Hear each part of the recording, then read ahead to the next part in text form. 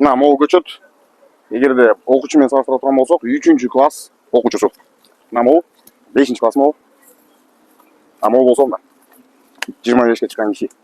А бул болсо мына 40-50-ге чыккан киши. Ошондо мына могу кичинекей көчөткө эмне керек? Буга камкордук керек. Буга суу ич керек. Могу жерге курт кумурскалардан сактай турчу дарылардан чачыш керек. Уйлардан, эчкилерден коргош керек.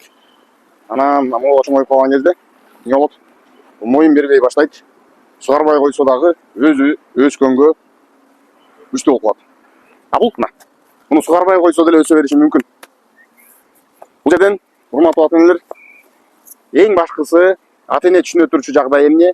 Канчалык бала кичинекей болсо ошончолук камкордукка муктаж. Мына могу көчөт, өсүш үчүн керек, суу керек, күндүн нуру керек, коргоо керек.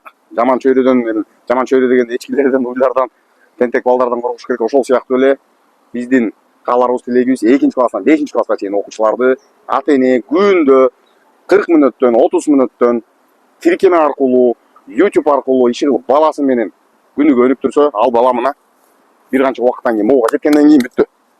Өзү менен өзү окуат.